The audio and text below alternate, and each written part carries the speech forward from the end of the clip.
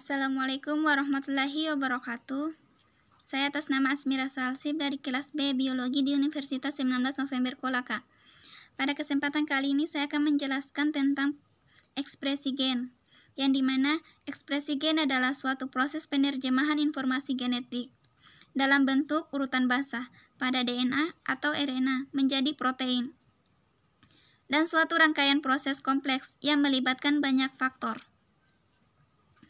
Kemudian proses ini dimulai dengan pembacaan gen melalui proses transkripsi DNA yang disalin menjadi RNA. Dilanjutkan ke translasi RNA menjadi protein. Dan kemudian dilakukan modifikasi pasca transkripsi. Ekspresi gen ini dibagi menjadi dua tahap. Yang pertama transkripsi, yang kedua translasi. Transkripsi adalah proses penyalinan kode-kode genetik yang ada pada urutan DNA menjadi molekul RNA. Transkripsi terjadi di dalam nukleus atau inti sel. RNA yang dihasilkan dari proses transkripsi adalah mRNA, tRNA, dan rRNA. mRNA adalah RNA yang merupakan salinan kode genetik pada DNA yang akan masuk proses translasi dan akan diterjemahkan menjadi urutan asam-asam amino yang menyusun suatu polipeptida. tRNA adalah RNA yang berperan membawa asam amino spesifik yang akan digabungkan dalam proses translasi.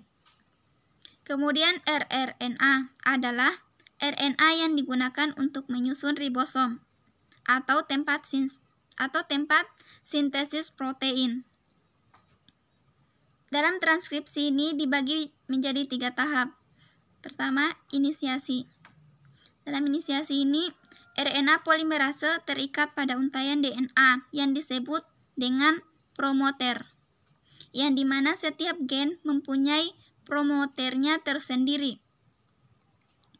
Setelah terikat, RNA polimerase memisahkan untaian ganda DNA, kemudian menyediakan template atau cetakan untaian tunggal yang siap untuk ditranskripsi.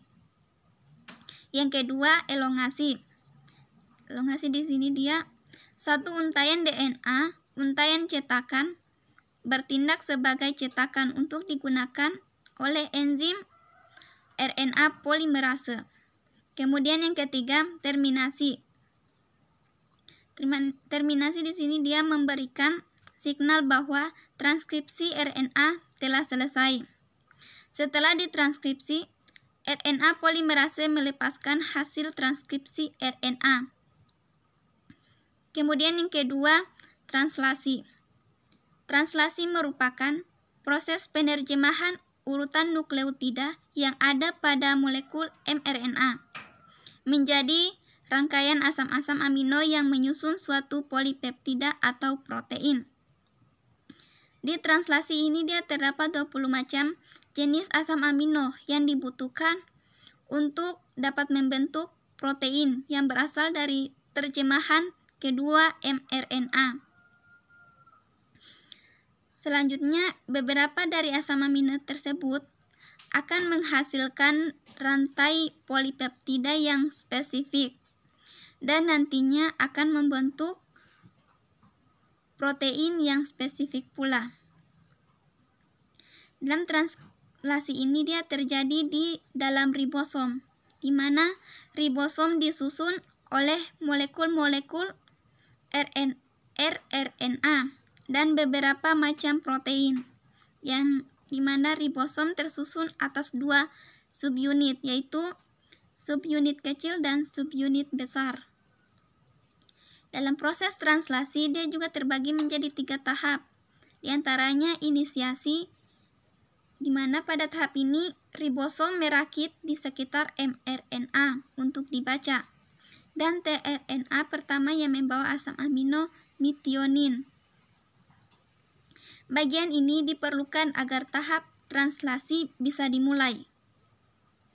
Kemudian yang kedua, elongasi, di mana rantai asam amino diperpanjang. Di sini mRNA dibaca satu codon sekali dan asam amino yang sesuai dengan codon ditambahkan ke rantai protein.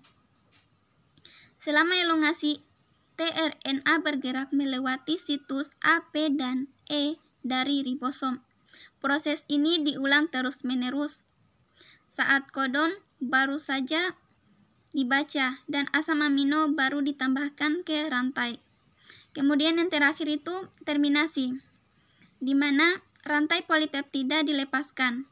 Proses ini dimulai ketika codon stop UAG, UAA, dan UGA memasuki ribosom.